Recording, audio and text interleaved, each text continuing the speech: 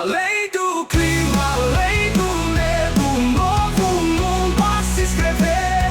Se a gente ouve, se a gente entende, o planeta pode renascer.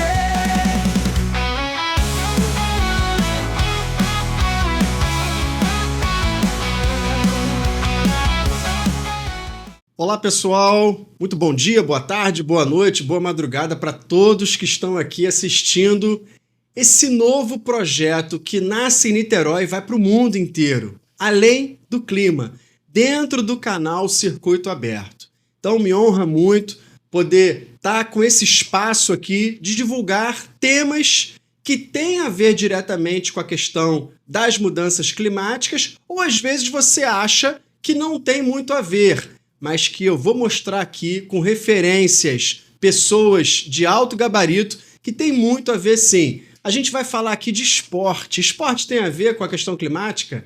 Cultura tem a ver com a questão climática? Religião? A gente vai conversar sobre isso, então eu te convido para desde já começar a seguir a gente.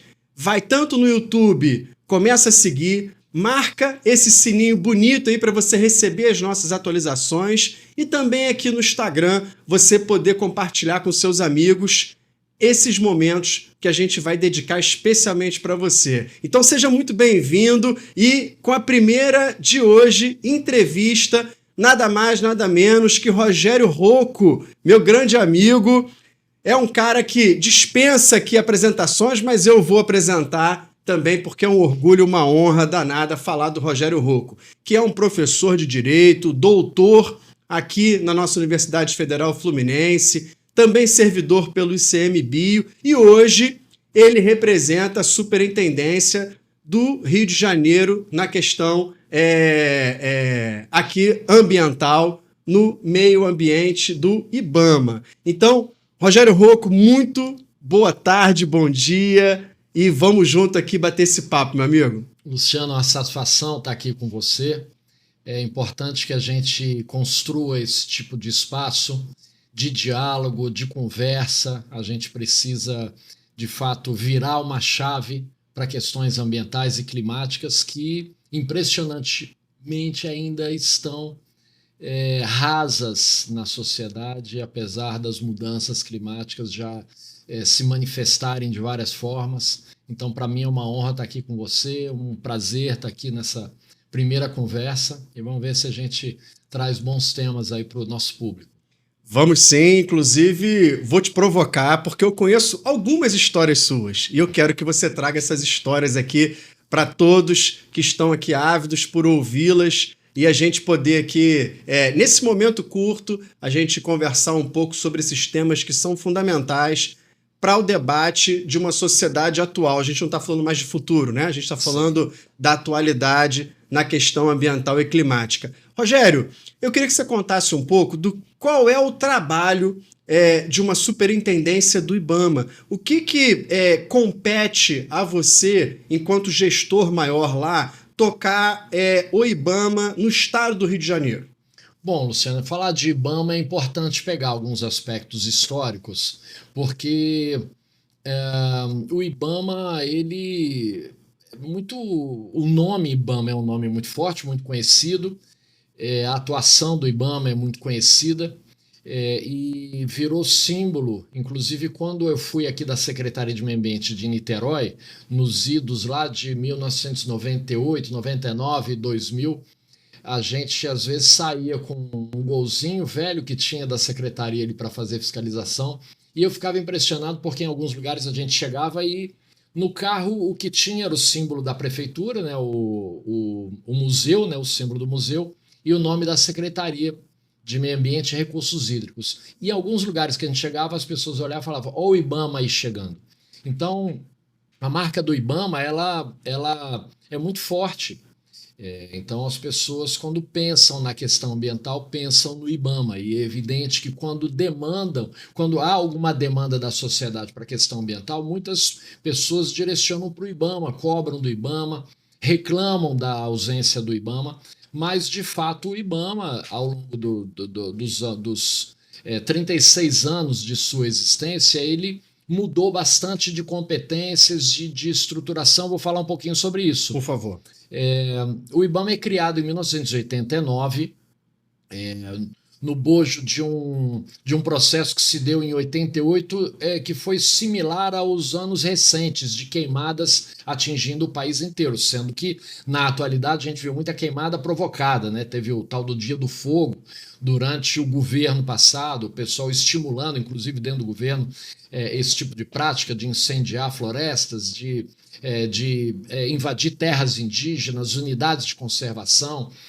Mas lá em 88 foi uma coisa que não tinha essa articulação toda, mas o que ficou marcado ali é que o governo, os governos, o governo federal, os estaduais, os municipais, não tinham preparo nem política para fazer o enfrentamento do fogo. Então, ali, naquele momento, o que existia era o antigo IBDF, Instituto Brasileiro de Desenvolvimento Florestal. E o IBDF foi criado como um órgão para fomentar a exploração florestal. Ele não era um órgão de proteção do meio ambiente, mas conforme na década de 80 nascia a política ambiental brasileira, o órgão existente à época era o IBDF, e ele assumiu essas funções. Mas o que aconteceu com esses grandes incêndios é que ficou demonstrado que ele não tinha capacidade. Então, tinha que se estabelecer uma política pública para isso. O primeiro passo foi a criação de um programa que é o que configura hoje o nosso Preve Fogo. Esse programa de brigadistas do IBAMA, que nasceu meses antes do IBAMA nascer. Então, ele é mais antigo até que o IBAMA, poucos meses, mas e hoje, então, nós temos brigadas organizadas no país inteiro com uma alta expertise de manejo do fogo, porque é importante falar isso também, porque apagar fogo não é só jogar água, ou usar abafador. Combater o fogo muitas vezes se faz com o uso do próprio fogo. Então, quando a gente fala manejo do fogo, são técnicas voltadas exatamente para o combate a incêndios, e algumas delas envolvem o manejo.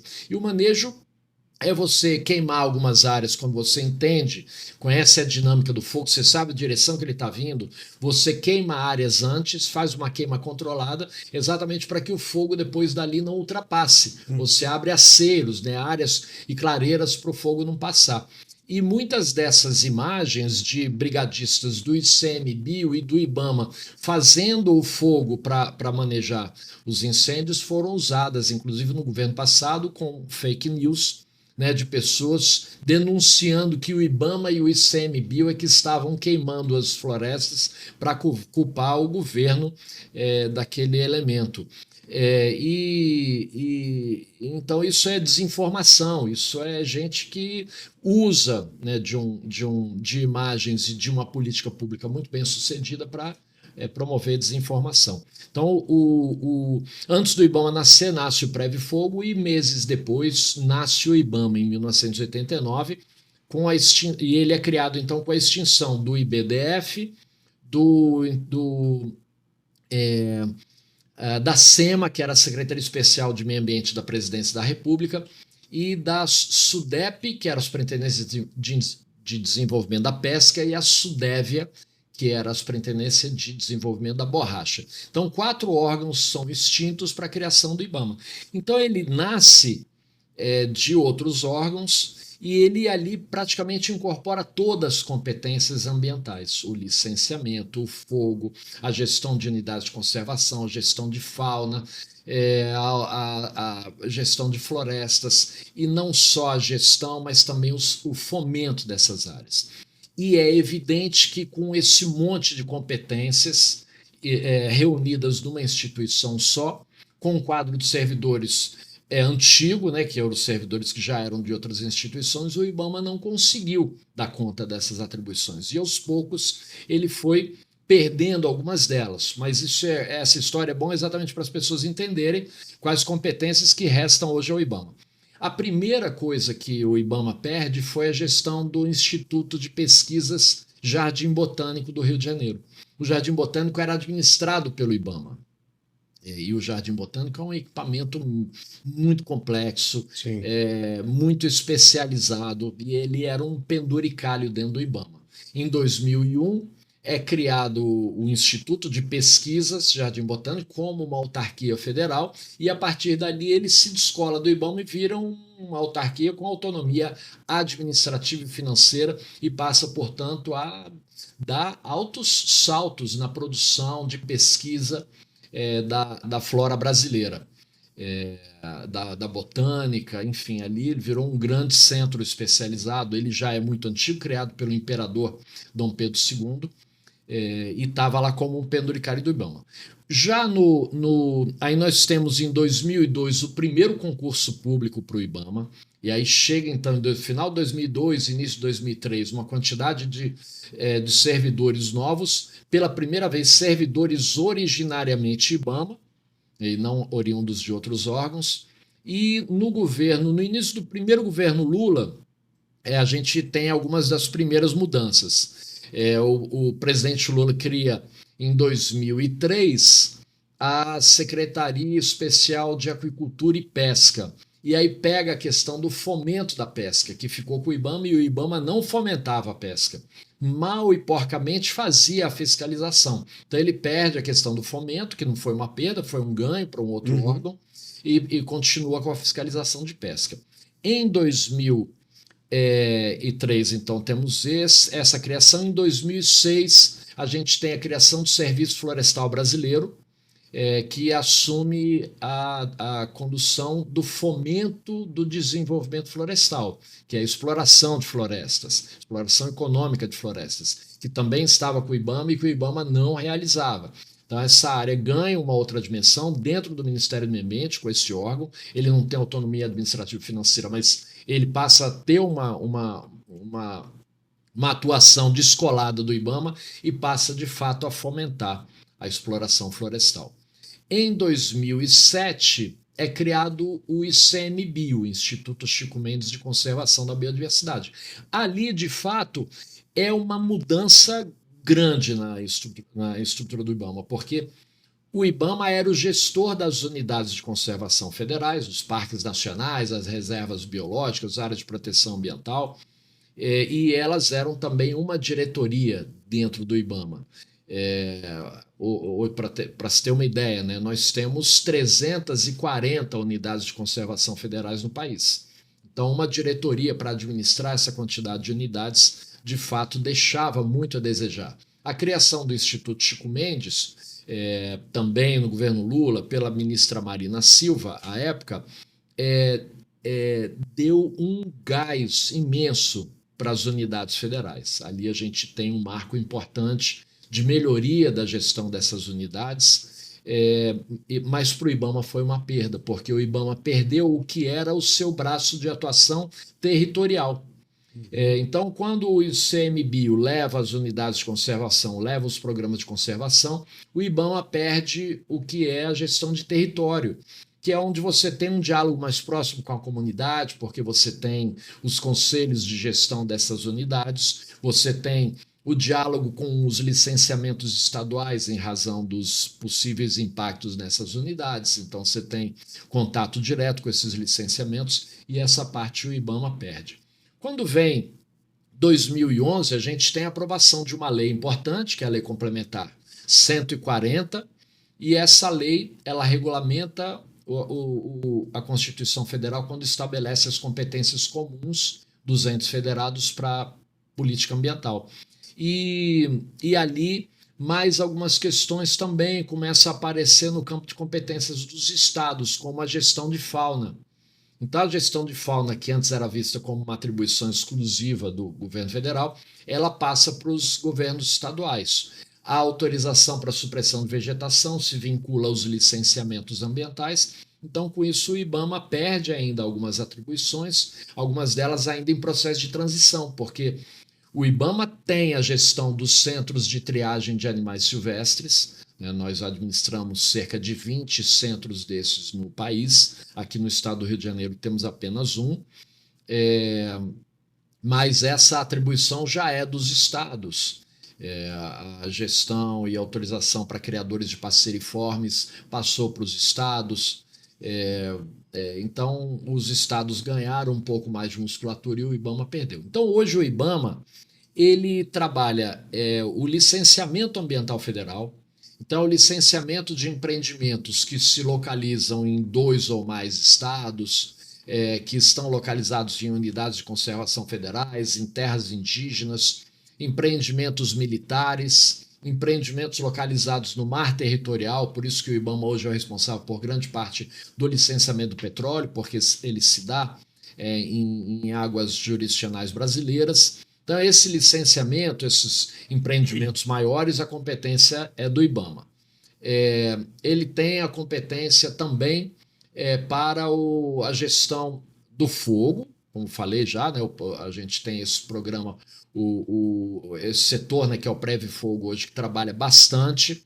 Temos a fiscalização ambiental também, ela se direciona um pouco mais para empreendimentos que sejam licenciados pelo IBAMA, porém, recentemente o Supremo Tribunal Federal tomou uma decisão dizendo, confirmando, né, isso era uma dúvida e um debate permanente, de que o fato de empreendimentos serem licenciados pelos municípios ou pelos estados não retira a competência de atuação do IBAMA. Então isso foi importante também, essa decisão, porque não nos limita tanto a ação de fiscalização. Mas parte da gestão de fauna continua com a gente, fauna em vida livre, responsabilidade do IBAMA. Aí então passou para os estados a aprovação dos criadouros, os criadouros comerciais, os criadouros conservacionistas de fauna. Ao IBAMA também compete as emergências ambientais, então a emergência climática, os grandes acidentes, atividades de grande risco, atividades nucleares, essas estão na gestão do IBAMA. A educação ambiental também é um elemento central para a atuação do IBAMA. E então, basicamente... Restauração ecológica. A restauração, dentro da gestão? Entra dentro das atribuições de uma forma geral, dos estados, dos municípios, do IBAMA. Então, essa é uma competência comum. Que aqui no Rio, infelizmente, quando eu volto agora ao IBAMA, né, eu já tive no IBAMA como superintendente do IBAMA entre 2005 e 2008, volto agora a convite da ministra Marina Silva em 2023 e encontro uma superintendência completamente esvaziada, um prédio literalmente caindo aos pedaços, sem manutenção externa, sem manutenção interna, uma gestão desastrosa de um almirante na época do governo passado, que promoveu perseguições, que desestruturou toda a superintendência, que trouxe militares e que tentou militarizar um pouco a gestão. E ele diminuiu também muito de tamanho. A outra época que eu tive no IBAMA, nós tínhamos 4 escritórios regionais que eram bases físicas espalhadas pelo estado. Tinha um em Campos, um em Cabo Frio, um em Nova Friburgo e outro em Angra. Então, com isso, a gente tinha equipe espalhada por todo o estado. Agora, no meu retorno, o Campos, Cabo Frio e Nova Friburgo fechados, só sobrou o escritório de Angra dos Reis. E a atuação com restauração florestal, o diálogo com a sociedade, com a educação ambiental, com os licenciamentos estaduais, isso tudo estava já assim, desaparecido da gestão da superintendência, e são ações, portanto, que a gente está retomando, né? A gente está trabalhando, fazendo um trabalho de reconstrução do IBAMA. Infelizmente, em um ano e meio de gestão, a gente conseguiu recolocar o IBAMA no Rio, no centro das políticas ambientais, e tem voltado, portanto, a construir uma política pública de âmbito federal na área ambiental do Rio de Janeiro. Mas mudaram algumas questões de competências. Por exemplo, os autos de infração, as multas, os embargos eram julgados pelo superintendente. Hoje o IBAMA tem uma estrutura, uma coordenação centralizada em Brasília para julgamentos de autos de infração. Então, ao longo desse tempo também, as superintendências perderam algumas atribuições e isso se mostra um pouco numa atuação mais objetiva e pontual. Talvez eu acho que o convite da ministra Marina, né, para você assumir aqui o Rio de Janeiro, possa ser talvez resgatar um pouco dessa história, porque você é uma pessoa qualificada, né? Você é uma pessoa que trabalha já há muitos anos nessa temática, e eu acho que ocupar com bons quadros, né, e descentralizar um pouco, né, do governo federal e colocar mais próximo dos territórios as ações, talvez possa ser, né, uma questão aí talvez interessante, que obviamente em 1 ano e meio você, né, tá resgatando e trazendo toda essa proposta inicial, mas obviamente tem muito trabalho pela frente, né, Rogério? Não, e assim, eu brinquei com a ministra depois que eu encontrei com ela, depois que eu fui convidado e nomeado, porque, bom, você sabe, eu sou servidor de carreira, né? Então, Do braço que saiu do IBAMA, ICMBio, não é isso? mas assim, sim, mas a minha origem é Ministério do meu concurso foi Ministério do Meio Ambiente. Aí, ó. Aí eu fui para Brasília e aí voltei em 2005. Eu fui em 2005, não fiquei nem um ano lá. Já voltei porque o IBAMA do Rio estava em crise e a Marina me pediu para assumir. Eu vim assumir o IBAMA. Depois, quando ela sai em 2008, eu saio também da superintendência. E ali, como o meu vínculo era Brasília, eu teria que voltar para Brasília. Naquele momento eu não queria voltar para Brasília, eu consegui minha redistribuição e então minha matrícula foi para o ICMBio, que havia sido criado recentemente. Não tinha nenhum ano de 2007. criação. Eu fui em 2008. Isso. O ICMBio criado em 2007, né? eu fui em 2008 e fui chamado para montar a coordenação regional do ICMBio no Rio de Janeiro. Montei, fui o primeiro coordenador regional e fiquei por 15 anos, 2008 até 2023, eu fiquei no ICMBio.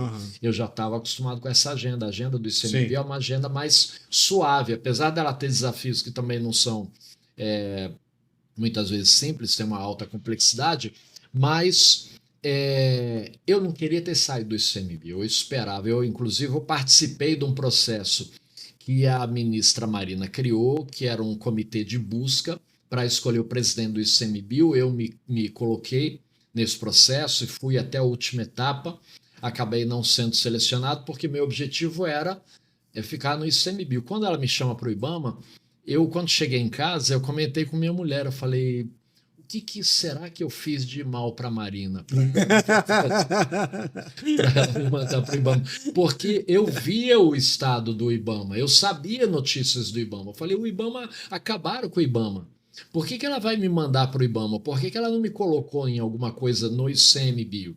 E eu falei, a primeira ocasião que eu tive com ela, pessoalmente, depois disso, eu brinquei com ela.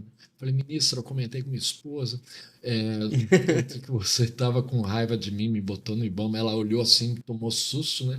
Um susto e falou, eu não estava com raiva de você, eu não te coloquei lá para te castigar. Eu te coloquei porque eu quero uma boa gestão no IBAMA. Eu falei, não, tá bom, tava brincando. Rogério, vou trazer aqui um tema que está sendo muito discutido aí nos últimos meses, em especial, que é um tema que a gente ainda não conversou extraoficialmente, informalmente, mas é um tema que está sendo bastante discutido, que é, por exemplo, a exploração de petróleo. A natureza, ela tem fez um papel nos últimos centenas de milhares de anos, que foi produzir o petróleo, criar o petróleo, meio que escondido, né? Por quê? Porque o nosso planeta Terra é um sistema fechado. Se não tiver nenhum meteorito caindo aqui, é um sistema quimicamente fechado. É o sistema Terra, né? Como diz Lovelock lá no início do século XX para XXI. E aí o que acontece? A gente vem nesse sistema fechado tendo aí mais ou menos percentuais de 150 a 300 partes por milhão de petróleo. Então é 0,03% de carbono na atmosfera, né? Nos últimos 800 mil anos. A partir da Revolução Industrial Inglesa, esse percentual começou a subir, porque a gente começou a pegar esse petróleo que está escondido na natureza e começamos a queimar ele para poder gerar energia, para poder fazer tudo que está aqui nesse estúdio tem petróleo direto ou indiretamente envolvido, né? E aí, automaticamente, Rogério, a gente começa nessa emissão a dar uma maior quantidade de gases de efeito estufa, em especial o carbono, para dentro da nossa atmosfera. Essas partes por milhão, que eram de 150 a 300, começam a subir.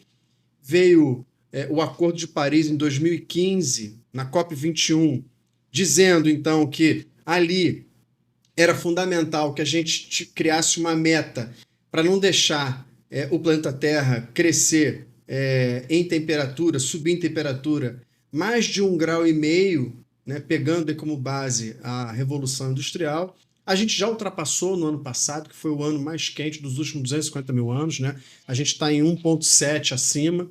E a gente também já ultrapassou as 300 partes por milhão já tem um tempo. A gente está no ano passado, a gente fechou em 427 partes por milhão. E o Acordo de Paris também colocava ali um teto de 420. A gente já ultrapassou esse teto. O planeta Terra já ultrapassou. E aí, quando eu falo a gente, é porque a sociedade já vai ter que comprar essa briga. E aí a gente vê uma discussão, né, que tem basicamente dois lados, pró-exploração e contra o petróleo.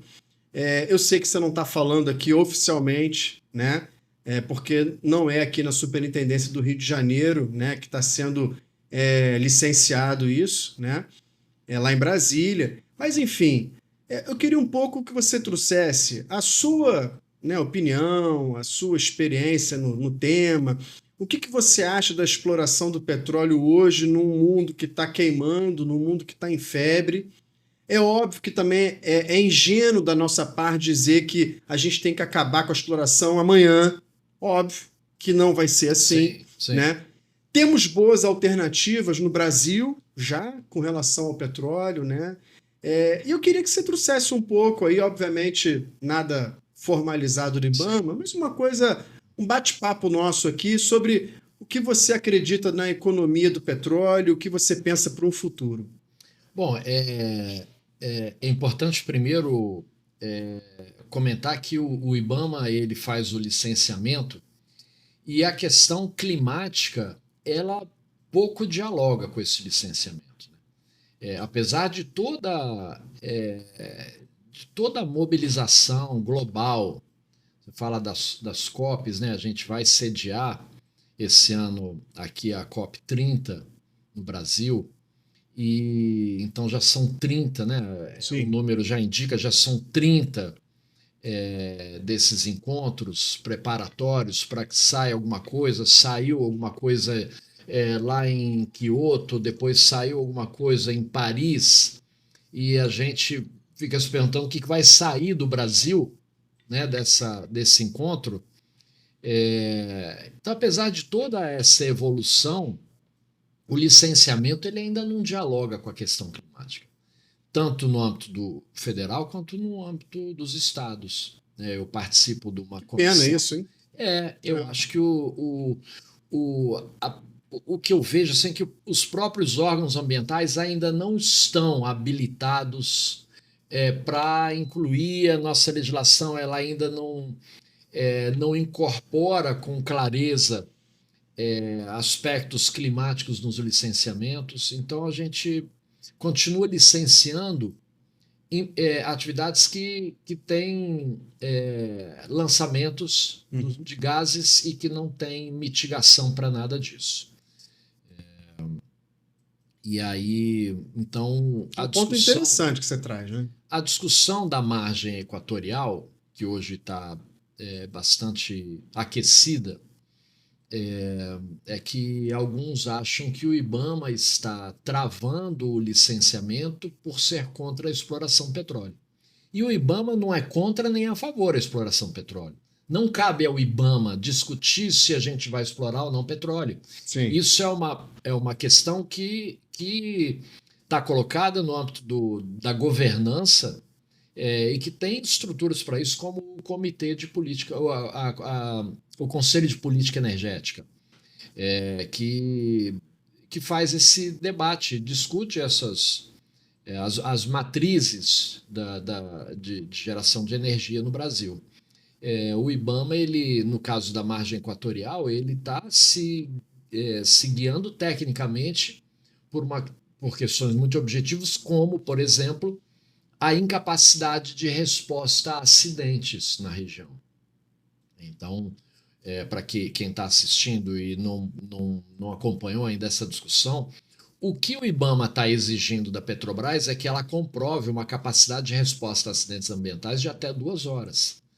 E ela não consegue, porque a estrutura ecológica da região ela é complexa mesmo.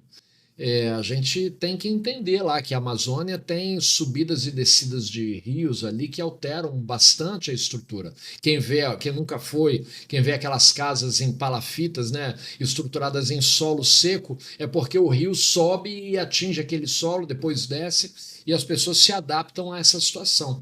Agora, se há um acidente com vazamento de óleo no momento em que o rio está baixo, você não tem embarcação que consiga circular com águas tão baixas, você não consegue fazer um deslocamento com celeridade. Então, essas respostas a Petrobras não conseguiu dar.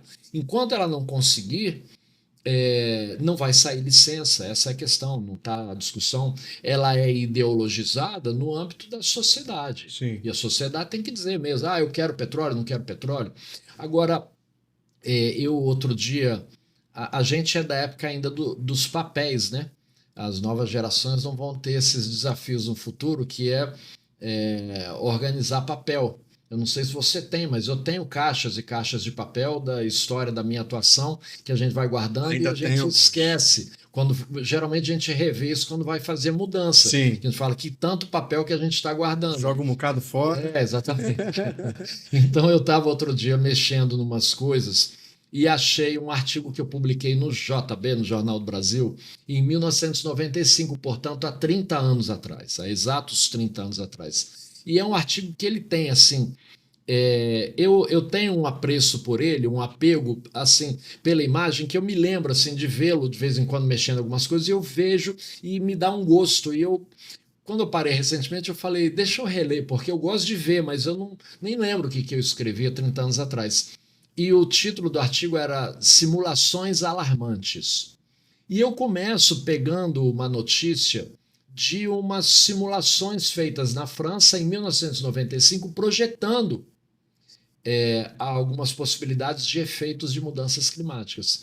E ali, então, a partir dessas simulações e dos alertas que elas faziam, eu desenvolvo um texto recomendando a adoção de políticas para que a gente tivesse uma atenção maior para a questão das mudanças climáticas. E aí, quando eu reli isso, tem um mês mais ou menos, eu pensei assim, se eu tirar a questão das simulações, porque eu estava escrevendo há 30 anos atrás, quando a gente não tinha ainda sinais concretos de mudanças climáticas. Sim. A gente tinha, como o próprio texto sugeria, perspectivas, era uma coisa do futuro. E lembra muito a questão do movimento ambientalista, que há décadas atrás alguns nos chamavam de profetas do apocalipse. Esse pessoal só sabe ver coisa ruim, só projeta coisa ruim no futuro. Ainda se falavam dos ecochatos. Exatamente, né? Porque, povo chato, tudo que você vai fazer, isso aí não é bom, isso aí vai dar problema. Então, eu olho e falo, se eu tiro a perspectiva da simulação e boto já hoje o que é a realidade, o que tem acontecido, aquele artigo de 30 anos atrás é atualíssimo.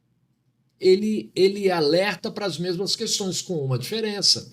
Há 30 anos atrás eram perspectivas e simulações, agora é a realidade, a gente está vivendo isso. Nós vivemos tragédias climáticas aqui no estado do Rio de Janeiro, a maior tragédia climática em número de mortes da história do país. Sim. Aqui na região serrana, mais de 1.000 pessoas morreram. Sim. Em uma chuva, em um dia de chuva, mais de 1.000 pessoas morreram, muito patrimônio que se perdeu, muita vida animal, muita floresta, enfim, muitas perdas.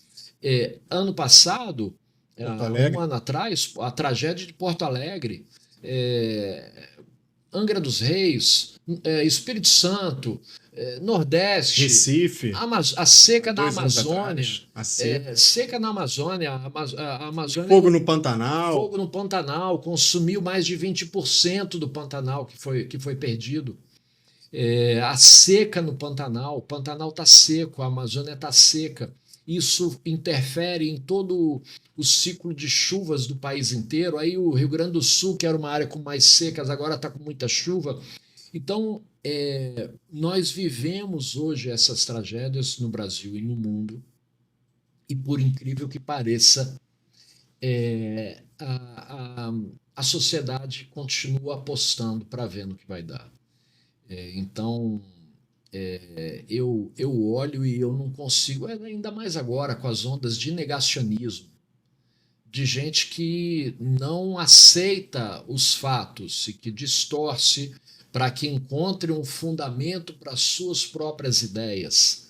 Então, eu acho que a gente vive uma grande tragédia, que é a tragédia do negacionismo, a tragédia na qual o individualismo continua muito exagerado, as pessoas então não querem saber, não tem o mínimo de empatia, não tem a preocupação, não olha para o outro, é uma luta assim para atropelar, pisar no pescoço de quem estiver na frente para chegar no seu objetivo. Então infelizmente, eu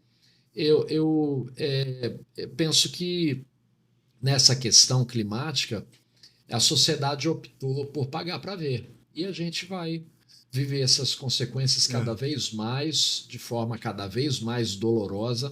Não foi pelo amor, vai ser pela dor.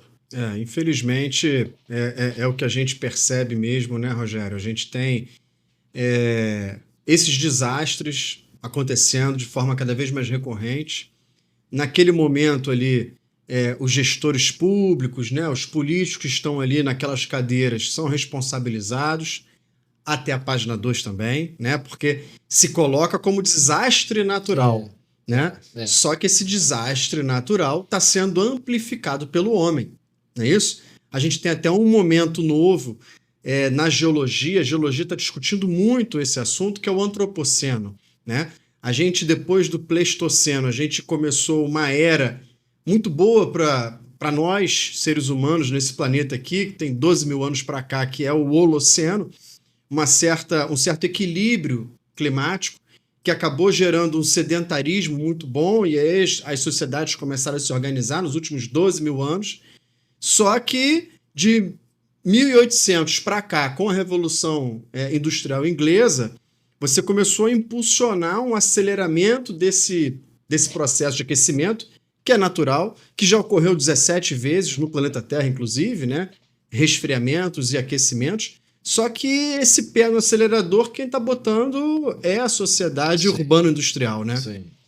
E você trouxe um dado interessante do seu artigo de 1995, não é isso?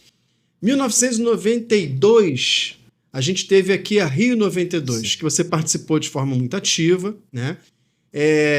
Que ali em 1992 se colocou um marco para iniciar reuniões anuais dos chefes de Estado, para que se comece a pensar nas metas de redução dos gases de efeito estufa, que a gente está falando aqui que são as COPs. Então, em 1995, 3 anos depois, começam as COPs, né? Estamos indo para a 30ª agora em 2025. E aí...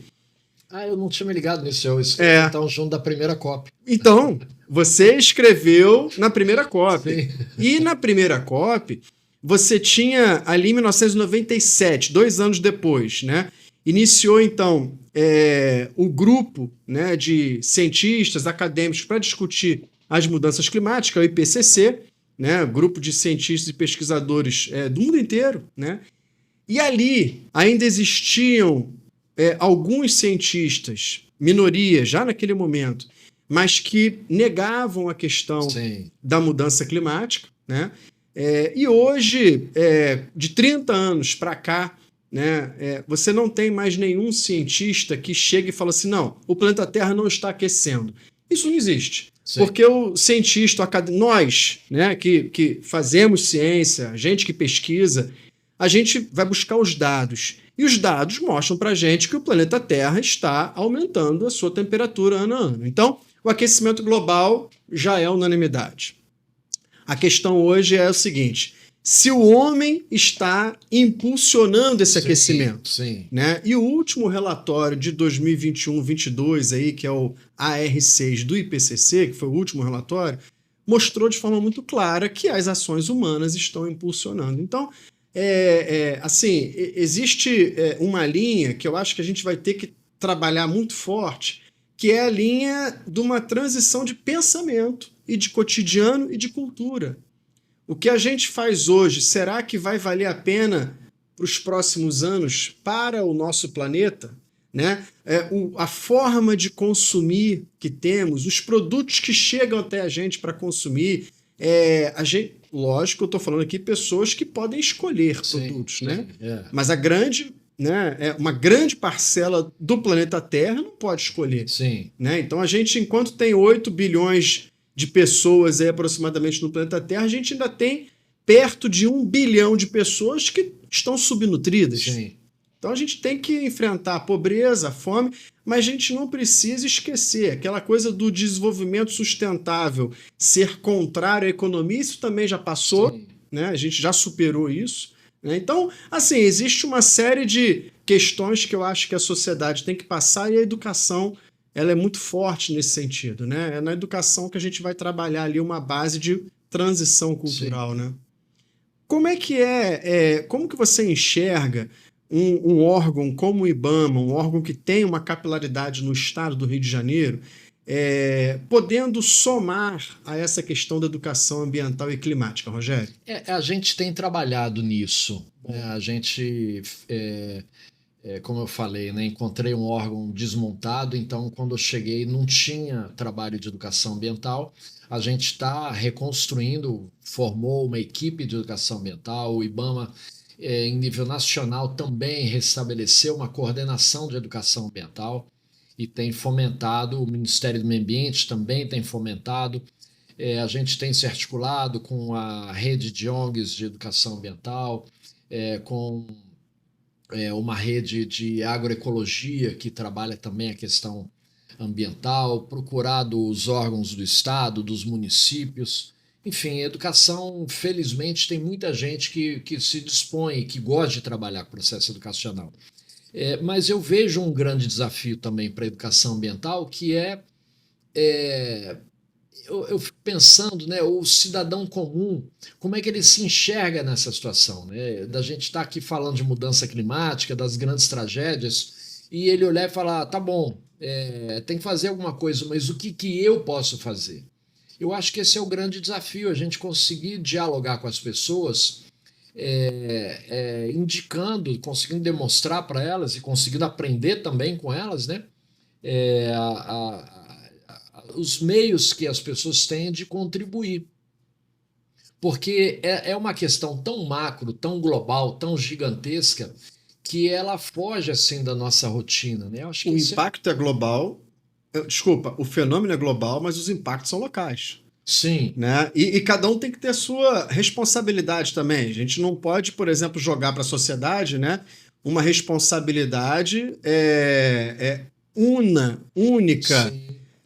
As empresas têm suas responsabilidades, o poder público tem suas responsabilidades, mas a sociedade precisa também se enxergar nesse papel, né, de responsável e assumir também uma rédea muito numa sociedade que a gente tem que pensar de forma, obviamente, global, mas o nosso dia a dia ele é muito estratégico. Né? E aí eu já vou fazer um convite aqui, então, em primeira mão, para a superintendência do IBAMA no estado do Rio de Janeiro. A cidade de Niterói, a prefeitura de Niterói está lançando uma pesquisa, né, uma consulta pública para a gente começar já a finalizar uma construção do primeiro programa de educação climática do país. Niterói vai ser a primeira cidade a ter um programa de educação climática formal e não formal. O que é isso, né? Para você que está assistindo a gente, formal e não formal. Educação a gente enxerga muito nas escolas, Sim. E isso é o processo formal da educação, né? Então vai ter todo o debate com a comunidade escolar, o debate, por exemplo, na Câmara dos Vereadores, para a gente poder fazer uma legislação pertinente dentro, por exemplo, das comissões de educação, dentro dos PPPs das escolas, né? Dos projetos políticos e pedagógicos das escolas. Essa educação formal, né? Entender como que isso vai interagir dentro das disciplinas, né? E por aí vai.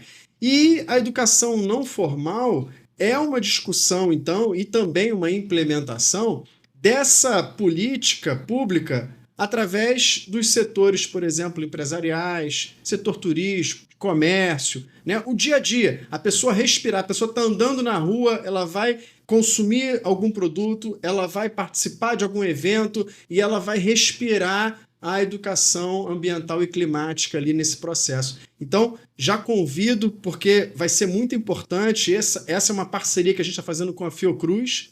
Então, foi um convênio, né, que foi iniciado no ano de 2024 para a construção do Programa Educação Climática da cidade de Niterói, que está agora finalizando no mês de junho, né, de 2025. Mas a gente tem ainda bastante coisa para desenvolver e já convido o IBAMA para ser um grande parceiro nosso nessa estratégia do território aqui da cidade, viu? Conta com a gente, conta com a gente. Mas eu acho que é isso, né? A gente precisa construir essas políticas públicas, mas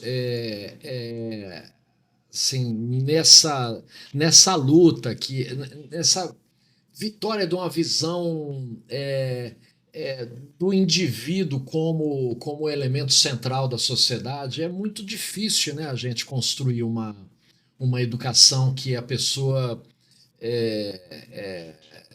tem uma sensibilidade com o entorno, porque está tão focada em si própria, em conquistar, em empreender esses conceitos que foram surgindo e que as pessoas acabaram incorporando.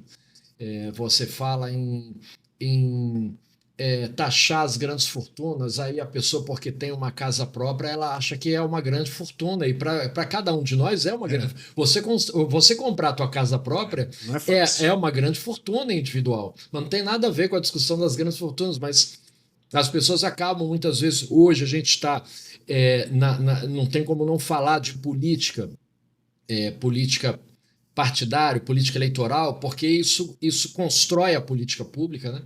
A gente tem a política pública da participação direta, mas o nosso sistema político ele é representativo, né? Então, a gente tem que participar de meios de atuação direta na política, mas quem constrói o nosso orçamento, quem aprova os programas que os governos federal, estadual, municipal vão fazer são políticos escolhidos pela sociedade. Quando a sociedade começa a fazer uma opção, como começou a fazer recentemente, uma opção de ir para a direita, ela de fato está abrindo mão da educação, porque a direita é negacionista, ela é anti-ciência, anticultura.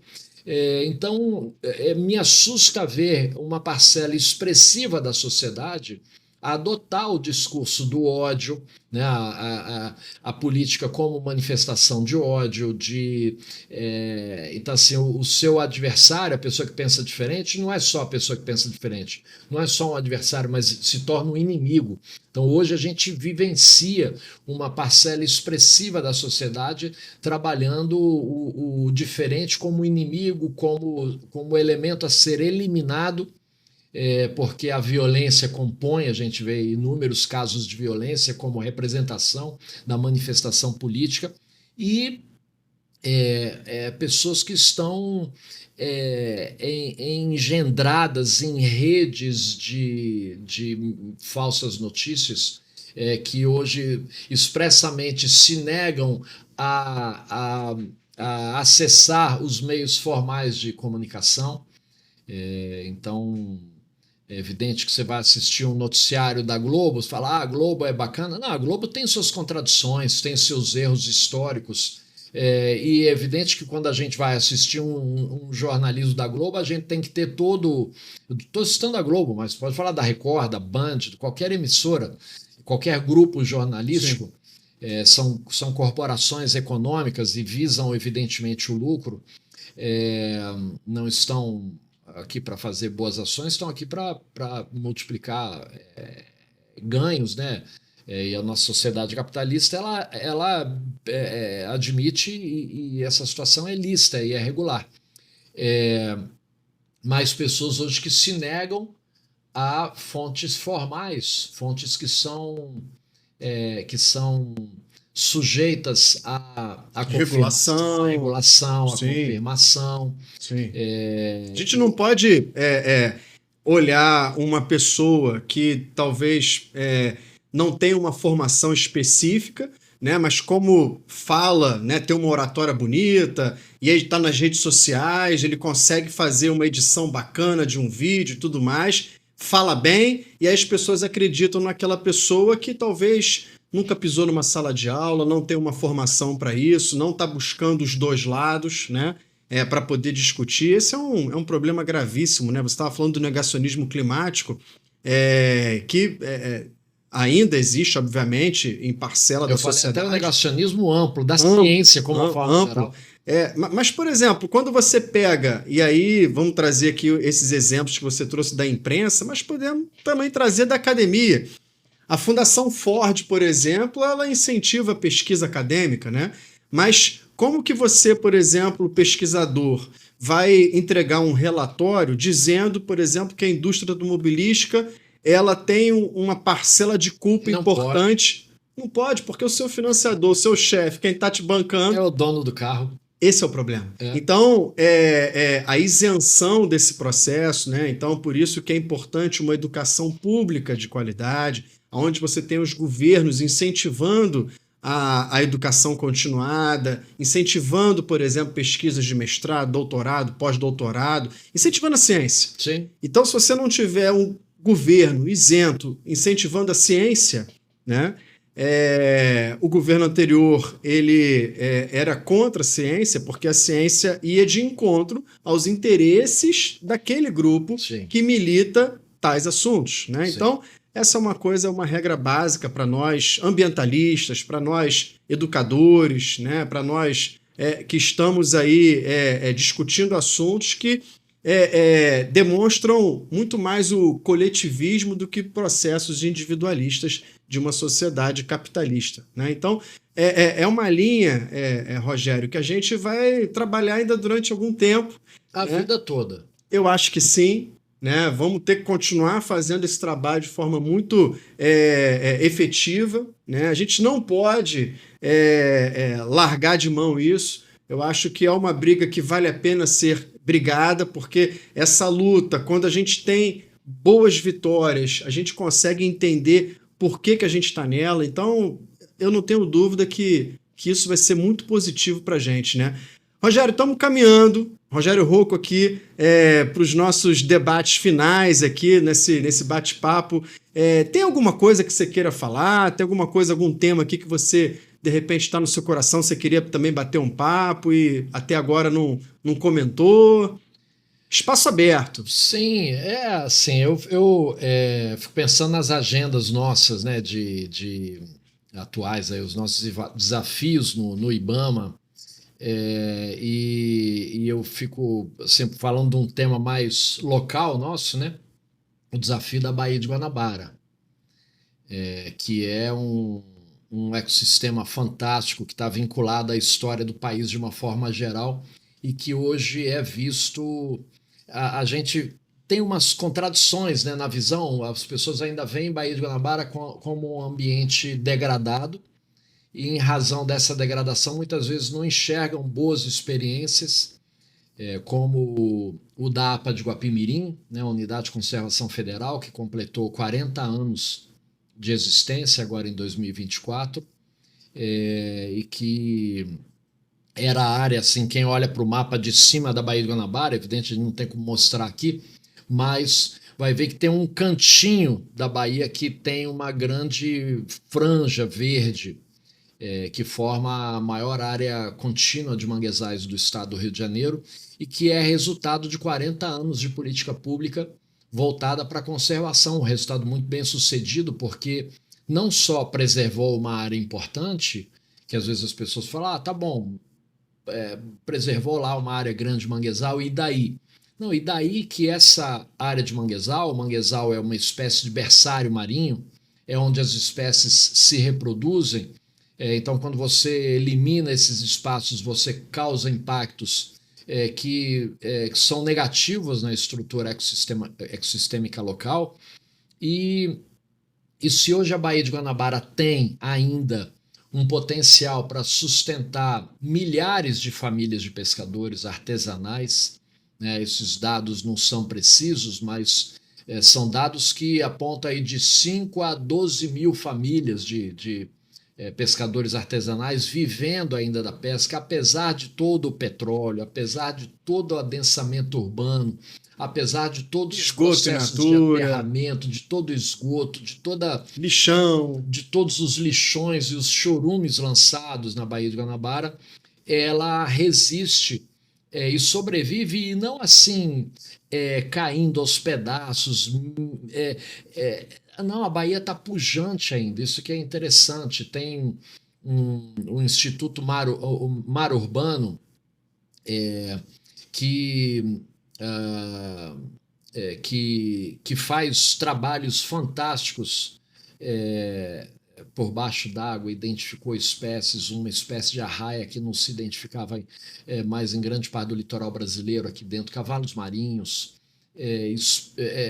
espécies das mais variadas, além de uma infinidade de peixes. Ainda temos botos, ainda temos camarão, ainda temos crustáceos e outras espécies de vida marinha na Baía de Guanabara. E tivemos, eu infelizmente não consegui estar presente no dia 30, foi a inauguração do Parque Natural Municipal Barão de Mauá, um parque de 113 hectares de manguezais em Magé, no distrito de Barão de Mauá, que faz limites ali com o município de Caxias.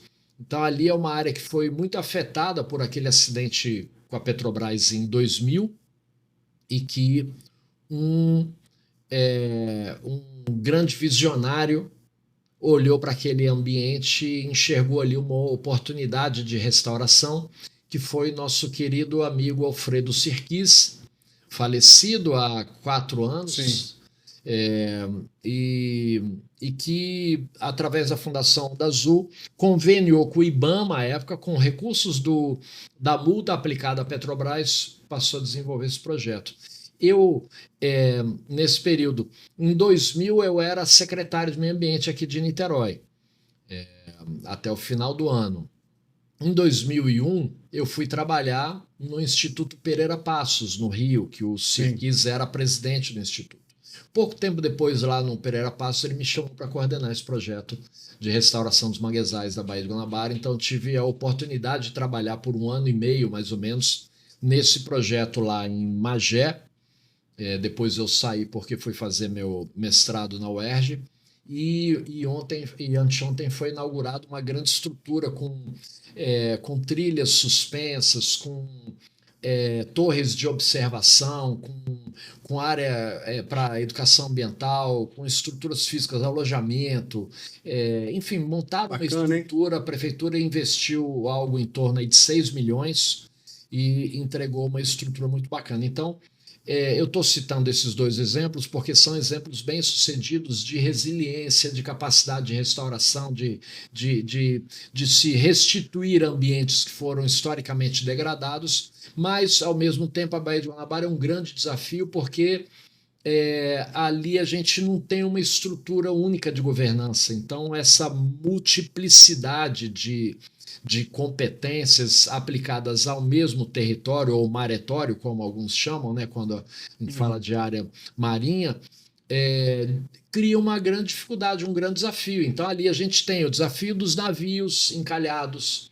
e afundados, que são muitos e que atrapalham a estrutura de circulação do próprio ambiente. A gente tem o desafio do esgoto. Tivemos grandes programas como o programa de despoluição, que nunca foi um programa de despoluição, que construiu estações de tratamento que não tinham redes de ligação dos esgotos, então faz as grandes obras, mas não faz o pequeno, o miúdo, a raia miúda, que é ir buscar o esgoto na casa das pessoas.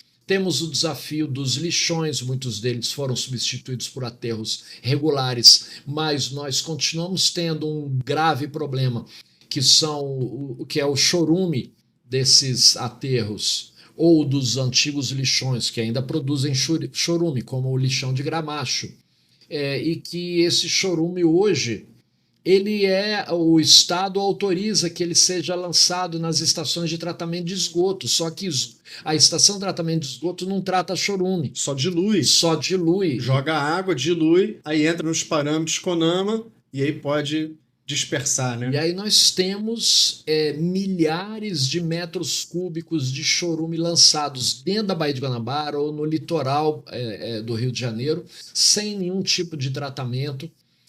Temos os problemas ligados à evolução dos licenciamentos, que muitas vezes são realizados e que as medidas de mitigação e de compensação não se materializam. E eu trago aqui questão concreta, né? A gente não está falando no abstrato, mas o Comperj foi licenciado em 2006 e ele afeta diretamente duas unidades de conservação federais, que são a APA de Guapimirim e a Estação Ecológica da Guanabara, que são unidades federais. E lá em 2008, a condição para esse empreendimento se instalar era que ele restaurasse uma área tampão entre o Comperj e a APA e as matas ciliares dos rios que formam a bacia do Guapi-Macacu, que são os rios que abastecem aquela região e que são os rios que também abastecem de água Niterói, São Gonçalo, Itaboraí, Maricá, que é o sistema Imunana-Laranjal. O Comperj se instalou acima do sistema Imunana-Laranjal.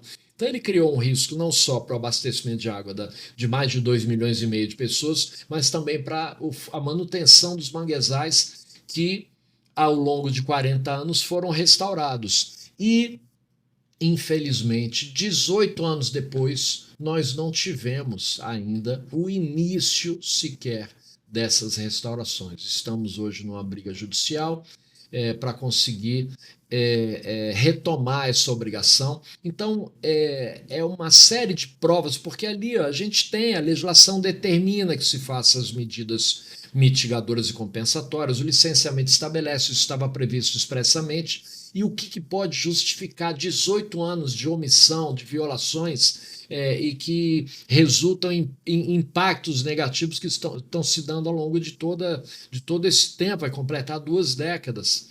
Temos uma circulação gigante de navios, temos as áreas de... as áreas de navio, como é que me fugiu o nome agora?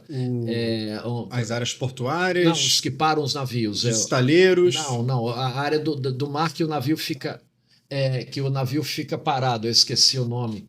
Fundeio, áreas de fundeio. Áreas de fundeio. Dentro da Baía de Guanabara. Dentro da Baía de Guanabara. Então, isso permite que dezenas de navios fiquem parados na Baía de Guanabara. Esses navios geralmente ficam ligados. Sim. Eles estão jogando gases na atmosfera, eles estão consumindo combustível e eles estão gerando ruídos e vibrações na água que afetam várias espécies, especialmente os botos, que já foram 800, hoje são menos de 30 daqueles que vivem dentro da Baía de Guanabara.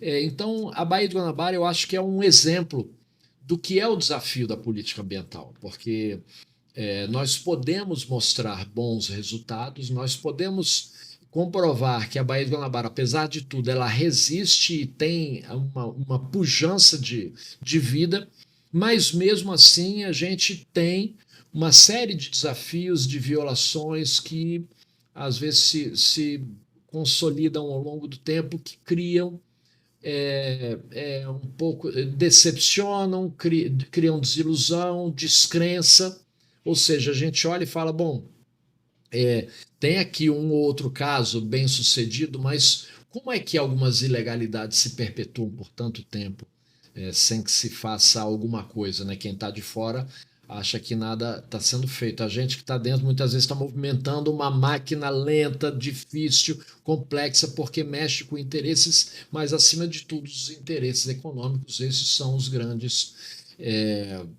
os grandes enfrentamentos que a gente tem para poder implementar uma boa política ambiental. É isso. E isso é uma luta diária, a sociedade tem como participar, criticando, denunciando. As redes sociais são áreas de engajamento, então as pessoas se engajarem nas pautas ambientais, mostrarem que de fato a sociedade tem essa preocupação, porque muitas vezes elas delegam para os ambientalistas. Então falam, bom, alguém está lá vendo isso, alguém está cuidando, eu vou cuidar da minha vida porque tem alguém ali que tem um secretário lá de clima que está se movimentando, tem o superintendente do IBAMA, tem um ambientalista ali que enche o saco, então o pessoal está mexendo, eu vou correr atrás do meu. E é isso que esse individualismo, essa falta de envolvimento da sociedade de uma forma geral, é que muitas vezes acaba permitindo os retrocessos que a gente viveu nos últimos anos. E exatamente é nessa linha que esse programa, além do clima, ele está sendo construído.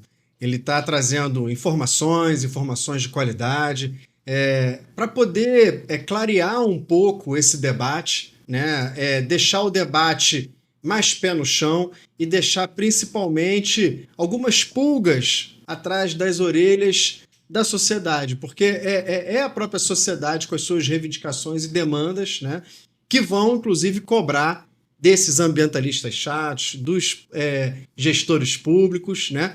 Tudo isso que vem sendo desenvolvendo. Você trouxe aqui uma situação interessante, que foi a questão do mangue, né?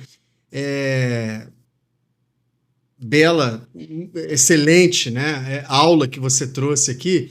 E eu queria, eu acho que, fechar esse ciclo agora de debate, que é conversa, gente, para muitas horas aqui, né? Mas eu acho que eu queria fechar esse debate aqui, trazendo um pouco isso e trazendo um pouquinho do que a gente pode pensar para frente. Quando os portugueses invadiram o Brasil, né, e quando começaram a lotear aqui, começaram a trazer, a explorar o nosso território, né? Quando começaram a urbanizar a cidade do Rio de Janeiro, né? Principalmente depois, então, de 1808, quando veio a família imperial para cá e se estabeleceu aqui, a Baía de Guanabara foi muito detonada, em especial os mangues, a sua vegetação. Porque ali naquela época não se entendia de onde vinham as doenças, o microscópio só foi criado ali no final do século XIX, né? Então, automaticamente, como ali o mangue é um grande filtro, berçário, você tem uma matéria orgânica em putrefação, o cheiro não principalmente quando está desequilibrado, né? Ele não muito, vamos dizer assim, bom para as nossas narinas. E aí os portugueses achavam que é ali que vinham as doenças para a cidade do Rio de Janeiro. E começaram a destruir, a desmatar, a arrebentar com os mangues, fazendo aterros, né? E aí é aula aqui de urbanização do Rio de Janeiro pra caramba, junto com Niterói também, que são as bocas aí de entrada da nossa Baía de Guanabara. Mas o fundo da Bahia, a APA de Guapimirim, lá em Magé, como você acabou de citar agora também, todo esse fundo, né? Ele teve ali, por conta de uma legislação que conseguiu, pelo menos, proteger em parte pequena do mangue, mas esse mangue ele começa a dar essas respostas e começa a mostrar que a natureza ela faz parte do processo.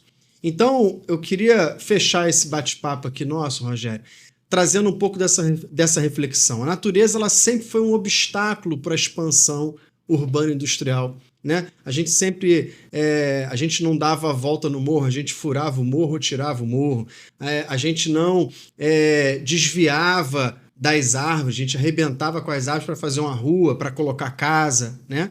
E a gente retificava os rios para otimizar o uso do território. Exatamente, né? E aí a gente começa a perceber que a solução ela precisa estar baseada na natureza, né? Você lembrou aqui nosso querido Alfredo Sirquis, que foi homenageado no Parque Orla Piratininga, Alfredo Sirquis, né? O maior parque urbano com soluções baseadas na natureza do Brasil, né? Recentemente inaugurado aqui na cidade de Niterói. E eu acho que é um pouco isso. Eu acho que a gente tem que agora trabalhar esse resgate as nossas origens, né? Trazer um pouco do que a natureza pode nos propiciar através de soluções, né? Temos que pensar nos serviços ambientais que a natureza nos traz, né? Quando a gente vai fazer uma trilha nas nossas unidades de conservação, aquele ar puro que a gente está ali sentindo, respirando, é um serviço ambiental. Da mesma forma, os mangues na Baía de Guanabara é um serviço ambiental para trazer mais equilíbrio ecológico, para trazer mais essa fauna, essa flora pujante na Baía de Guanabara. Enfim, a natureza que tem que ser resgatada, né? Obviamente entendendo as dimensões e fases de desenvolvimento que temos, mas é fundamental que a gente trabalhe nisso. Parabéns pelo seu trabalho, pelo seu desafio, que é gigante, é hercúleo, né? Mas está trazendo de novo um cenário que a gente tem orgulho de dizer do IBAMA, né? Que é um trabalho muito forte, muito focado, qualificado, com pessoas altamente sensíveis a essas questões e que a gente consiga cada vez mais aí, juntar esforços entre municípios, estados, governo federal, para que a gente junto some uma governança para que a sociedade entenda a importância da natureza para todos nós. Muito obrigado por estar aqui, estreando o nosso programa, e vamos junto que tem muita coisa para ser falada, Rogério. Obrigado, Luciano, um prazer muito grande estar aqui, uma satisfação muito grande. Você falou aí das questões urbanas, dos desafios urbanos. Eu me coloco aí para falar sobre esse tema aí uma outra ocasião, que eu gosto de falar disso. Acho que a gente tem bons exemplos e casos, assim, para quem vive no Rio e em Niterói, tem situações muito emblemáticas exatamente na discussão do que é uma opção, do que são as opções de desenvolvimento urbano e as contradições muitas vezes com as questões ambientais. Mas te agradeço essa oportunidade e agradeço a quem está assistindo. Vambora. Vambora. Então, segue a gente, porque teremos aula do doutor Rogério Rocco sobre urbanização, desafios e soluções. Já estou colocando até o tema aqui, ó. Muito bom. Muito... Forte abraço para você. Muito obrigado por ter chegado até aqui. Chegou até aqui? Curte a gente. Vambora. Forte abraço. Além do clima, além do medo, um novo mundo a se escrever. Se a gente ouve, se a gente